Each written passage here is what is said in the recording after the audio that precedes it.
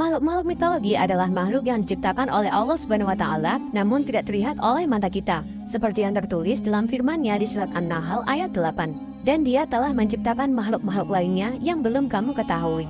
Penggalan ayat tersebut menunjukkan bahwa Allah Maha Pencipta segala sesuatu, dari yang terlihat maupun yang gaib, seperti makhluk mitologi dalam Islam yang berhasil kami rangkum, yang juga harus diyakini keberadaannya. Mereka memiliki sifat, bentuk, dan tugas yang berbeda-beda. Siapa saja makhluk-makhluk tersebut, bagaimana cerita dan asal-usul mereka, apa hubungan mereka dengan kita sebagai umat muslim? Jadi, tanpa berlama-lama lagi, mari kita mulai video ini. Burung Anko. Salah satu makhluk mitologi dalam Islam yang pertama kami rangkum adalah burung anko. Apa sih burung anko itu, teman-teman? Kok bisa dijadikan makhluk mitologi dalam Islam? Yuk kita cari tahu bareng-bareng. Anko adalah burung raksasa yang katanya bisa nutupin matahari kalau lagi terbang. Bayangin aja, gimana gedenya burung itu.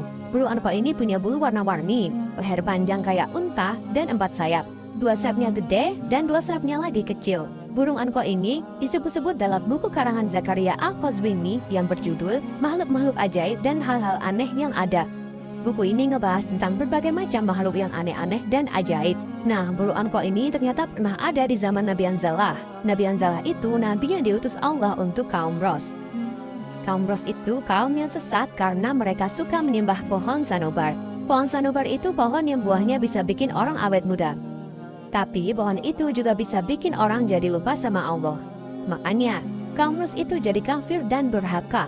Burung anko ini suka banget makan hewan-hewan gede kayak unta, gajah, sama kuda. Kadang-kadang dia juga makan manusia, apalagi anak-anak. Burung anko ini jahat banget kan? Makanya, penduduk Ros yang masih ada yang beriman, mereka minta tolong sama Nabi Anzalah. Nabi Anzalah pun berdoa sama Allah supaya burung anko ini dimusnahkan. Allah pun mengabulkan doa Nabi Anzalah dan burung anko ini pun mati terbakar sampai nggak ada lagi keturunannya. Anko ini mirip-mirip sama burung simuk dari Persia dan Phoenix dari Mesir kuno. Tapi bedanya, anko ini nggak bisa hidup lagi dari apungnya, ayah Phoenix ya. Anko ini cuma ada di zaman Nabi Anzalah aja, dan sekarang udah punah. Anko ini adalah salah satu contoh makhluk mitologi dalam Islam yang punya cerita yang seru dan penuh hikmah. Dari cerita anko, kita bisa belajar bahwa Allah itu Maha Pencipta, dan gak ada yang patut disembah selain Dia.